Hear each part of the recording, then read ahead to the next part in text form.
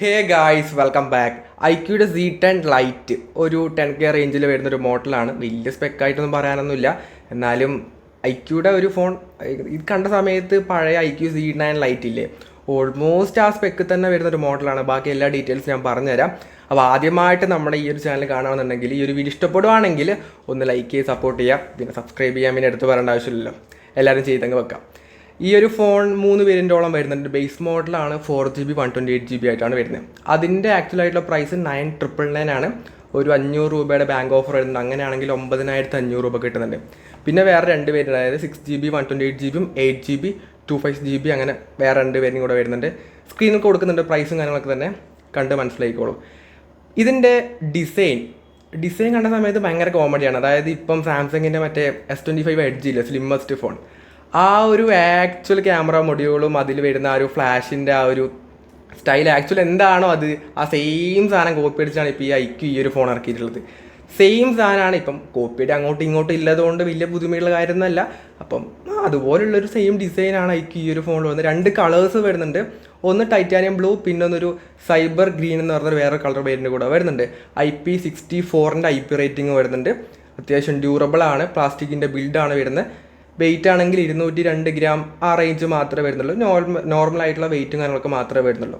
Design wise കൊള്ളാം, കാണാനൊക്കെ നല്ല രസമുണ്ട്. ഈ S25 എഡ്ജിൻ്റെ ഡിസൈൻ ആയതുകൊണ്ട് കാണാൻ കൊള്ളാം. ഓക്കെ, അത്യാവശ്യം നല്ല ഡിസൈനാണ്. ഇതിൻ്റെ പ്രീവിയസ് കഴിഞ്ഞ മോഡലും C9 ലൈറ്റ് ആണെങ്കിലും കാണാൻ കൊള്ളായിരുന്നു കേട്ടോ, വലിയ മോശമൊന്നും പറയാനില്ല. ഇനി ഇതിൻ്റെ ഡിസ്പ്ലേ വന്നിട്ട് 6.74 ഇഞ്ച് വരുന്ന HD+ ആയിട്ടുള്ള IPS LCD ഡിസ്പ്ലേ ആണ് വരുന്നത്. 90 ഹെർട്സിൻ്റെ ഹൈ റിഫ്രഷ് റേറ്റും വരുന്നുണ്ട്. 1000 നിറ്റ്സിൻ്റെ ഹൈ ബ്രൈറ്റ്നസ്സും കൊടുത്തിട്ടുണ്ട്. അത്യാവശ്യം നല്ല ബ്രൈറ്റ് ആയിട്ടുള്ള ഒരു HD ആയിട്ട് ഡിസ്പ്ലേ ആണ്. ഫുൾ HD അല്ല. 10K പ്രൈസ് വരുന്നുണ്ട്. ഈ റേഞ്ചിൽ ബെസ്റ്റ് ഇൻ ക്ലാസ് ഡിസ്പ്ലേ ആണെന്ന് ഒരിക്കലും പറയാൻ വേണ്ടി പറ്റില്ല. കാരണം ഈ റേഞ്ചിൽ മോട്ടോറോള പോലത്തെ ബ്രാൻഡൊക്കെ തന്നെ ഫുൾ HD ഒക്കെ പ്രൊവൈഡ് ചെയ്യുന്നുണ്ട്. സോ അതുകൊണ്ട് ഇതൊരു നോർമൽ ഡിസ്പ്ലേ, ഒട്ടുമിക്ക എല്ലാ ബേസിക് ആയിട്ടുള്ള ഫോൺസിനും വരുന്ന സെയിം സ്പെക്കിൽ വരുന്ന ഡിസ്പ്ലേ ആണ്. സെൻട്രൽ അലൈൻ ആയിട്ടുള്ള പഞ്ച് ഹോൾ ആയിട്ടല്ല സെൽഫി ക്യാമറ ആയിരുന്നു. ഇപ്പോഴും ആ ഒരു നോച്ചാണ്. ബാക്കൊക്കെ കാണാൻ ഭയങ്കര സ്റ്റൈലിഷ് ആണെങ്കിലും ഫ്രണ്ടിലേക്ക് വരുമ്പോൾ ആ ഒരു പഴയ ഡിസൈനായി. അത് മാറ്റിപ്പിടിക്കാനൊക്കെ ടൈമായി. 2025 ഇപ്പോഴും ഈ നോച്ചൊക്കെ വെച്ച് ഈ 10K റേഞ്ചിലൊക്കെ ഇറങ്ങുമ്പോൾ അതൊരു ഷോക്കാണ്. അപ്പം ആ കാര്യം കൂടി ഇതിനൊരു ഡൗൺ ഗ്രേഡ് ആയിട്ട് പറയാവുന്ന കാര്യമാണ്. പിന്നെ സ്പീക്കേഴ്സ് ആണെങ്കിൽ ഒരു സിംഗിൾ മോണോ സ്പീക്കറാണ് വരുന്നത്. സ്റ്റീരിയോ സ്പീക്കേഴ്സ് ഒന്നും വരുന്നില്ല. 10K ആണ്. ഇപ്പം ഐക്യൂടെ തന്നെ 22,000 രൂപയുടെ ഫോണിൽ ഈ ഒരു മോണോ സ്പീക്കർ തന്നെയാണ് വരുന്നത്. അതുകൊണ്ട് അതും അങ്ങനെ വലിയൊരു കുറവായിട്ട് പറയാം. കാരണം 7,000-6,000 രൂപയുടെ മോട്ടോറോള ഫോണിലടക്കം സ്റ്റീരിയോ സ്പീക്കേഴ്സൊക്കെ ഇപ്പം വരുന്നുണ്ട്. അപ്പോൾ അതായിട്ട് കമ്പയർ ചെയ്യുമ്പോൾ ഇതിൽ വരുന്നില്ല, എന്നാലും ഇറ്റ്സ് ഓക്കെ. ഇനി ക്യാമറ ആണെങ്കിൽ തന്നെ ഒരു ഡീസൻറ്റ് ക്യാമറ സ്പെക്കാണ് വരുന്നത്. 50 MB പ്രൈമറി ക്യാമറ വരുന്നുണ്ട്. പിന്നെ ഒരു 2 MB ഡെപ്ത് സെൻസർ റിയറിൽ വരുന്നുണ്ട്. 5 MB സെൽഫി ക്യാമറ ആയിട്ട് വരുന്നത്. ഡീസൻറ്റ് എന്നൊക്കെ പറയാമല്ല, ഒരു നോർമൽ എന്താണ് ഒരു ബേസിക് ആയിട്ടുള്ള ക്യാമറ മാത്രമേ വരുന്നുള്ളൂ ഈ റേഞ്ചിൽ. ബാക്കിയുള്ള ഫോണിലും അങ്ങനെ തന്നെയാണ്. വലിയ കൊമ്പത്തെ സ്പെക്കൊന്നും വരാറില്ല, നോർമലാണ്. വീഡിയോ ആണെങ്കിലും full HD 13 FPS front and റിയറിലും കൊടുത്തിട്ടുണ്ട്. ഒരു ആവറേജ് അല്ലെങ്കിൽ ഒരു ബേസിക് ക്യാമറ സെറ്റപ്പാണ് വരുന്നത്. ഇനി പെർഫോമൻസ് ആണെങ്കിൽ അവിടെ അത്യാവശ്യം നല്ലൊരു പെർഫോമൻസ് കൊടുത്തിട്ടുണ്ട്. MediaTekൻ്റെ Dimensity 6300 എന്ന പ്രോസറാണ് വരുന്നത്. അറൗണ്ട് ഒരു 4,30,000 ആ റേഞ്ച് ആൻഡ് സ്കോറൊക്കെ വരുന്നുണ്ട്. അത്യാവശ്യം ഒരു നല്ല പെർഫോമൻസ് ഉണ്ടെന്ന് പറയാം. ബേസിക് ആയിട്ടുള്ള ഗെയിമൊക്കെ അത്യാവശ്യം സ്മൂത്തായിട്ട് കളിക്കാൻ വേണ്ടി പറ്റുന്നുണ്ട്. അങ്ങനത്തെ ഇഷ്യൂസ് ഒന്നും വരാനില്ല.